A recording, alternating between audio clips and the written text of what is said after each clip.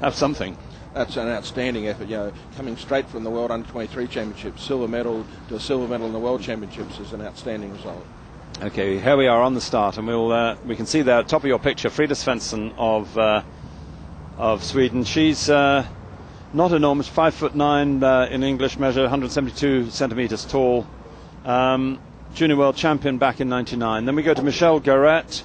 She's 25. She started only when she went to college at Harvard, and is her first time in the single at the World Championships. And next to her, the grande dame, but also absolute supreme champion, double Olympic champion, Katarina Karsten. Next to her, the Czech Mirka Napkova, looked to be the heir apparent, but here's Karsten again to keep her out, perhaps. And in lane 5, Yulia Levina of Russia, and next to her, Sophie Balmery, very strong, good on the ergometer, the nearly woman of this event for some time, and in a final now, and although she's in an outside lane, with a real chance to do something about it. Looking at the wind on the flags here at the finish, it looks like there's a straight breeze down the course, and just looking at the popple on the water in the picture, it would appear to me that it's a fairly straight breeze down towards them.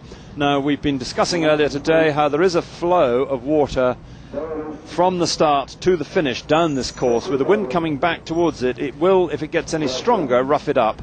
But at the moment, it's just a slight break on their enthusiasm of these scullers. They've been called for the start. And go. Very quick and clean start. Karsten there, absolutely straight out. She dropped Michelle Garrett on her second stroke, just straight into it. Very powerful, but also somebody with enormous numbers of miles under her training belt, and not going to make a mistake in a championship start like this.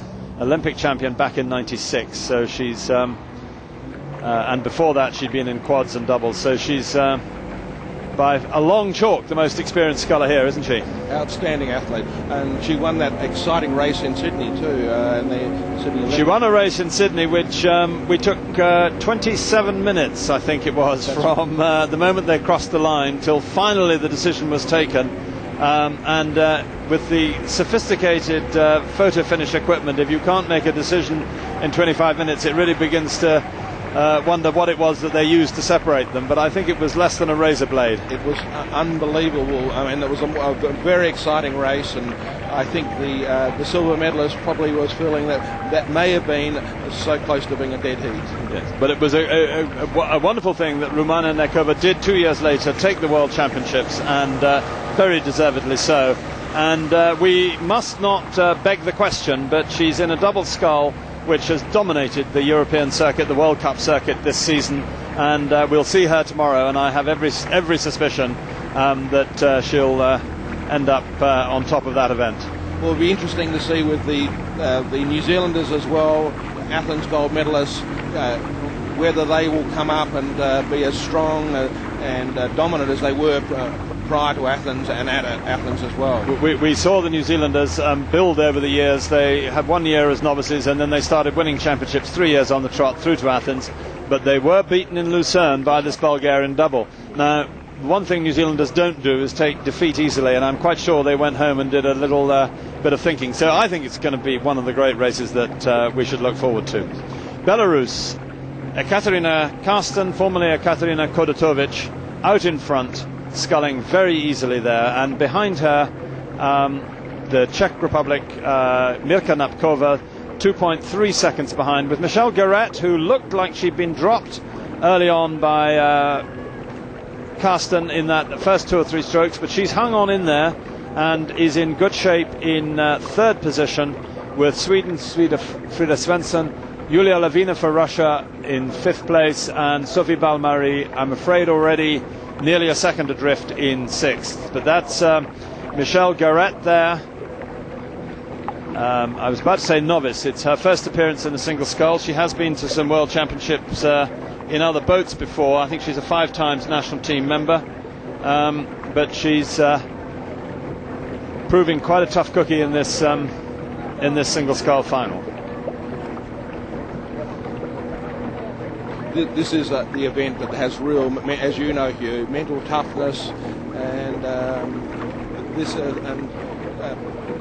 and Carsten is right at the front of that mental toughness. I think that she's one of those people. I mean, they often say that childbearing toughens women up. Well, I don't think although she has a child, I don't think she needed any toughening up. I think she came here with into this event with the most extraordinary grip on her emotions. As you begin to feel the fatigue and you begin to suffer, what do you do about it? And she's one of those people who can just batten down the hatches and drive forward, and never seen her anywhere near quitting in a race. Even when she's beaten, she's never been anywhere near quitting. And look at the superb technique she's doing, and the placement at the catch and the drive through to the finish. It's some beautiful rowing there. As high performance director, you presumably choose film of outstanding athletes to use as a teaching aid. Who would you choose among the women's single scullers at the moment to demonstrate what you think of as perfect technique? Well, I think the German and Carsten would be right up in front there. The Rutschkau. Yeah, Rutschkau, yes, definitely. Yes. Carsten certainly. I mean, the only difference between Carsten and all the other athletes is she's also incredibly strong. I mean, just wonderful natural strength gained from miles of sculling. As they say in rowing, and it doesn't change which country you are in, kilometres makes champions. Yes. Ah, yes. Well, you come from a modern country. We call it mileage makes champions. You don't drive on the left anymore, do you? Oh, yes, we do. Oh, you still do that, as does Japan. I was very pleased to see when we landed. So, there are the miles, visible in every stroke. In common with the rest of the world, left over right now. The anomaly in this always used to be that the East Germans rode right over left, and I suppose that was one way that they could make sure that if their athletes went abroad, they couldn't win gold medals in quadruple sculls, because in those days the East Germany used to win the quadruple every year, didn't it? Well, that's just outstanding, technically, and I mean, Carsten has just stamped her authority on this event enormously. So they're still quite close up. Belarus first through 1500 metres, 4 seconds back to Mirka Napkova for her first medal. She's been kept out of the medals by the big three before. United States, Garrett hanging on in good shape, and France, Balmary way off the medals, but up into fourth place. Julia Lavina slumping a little bit, 14 seconds off the winner, and Frida Svensson, who did show well to begin with, into sixth place. But who can take this one on?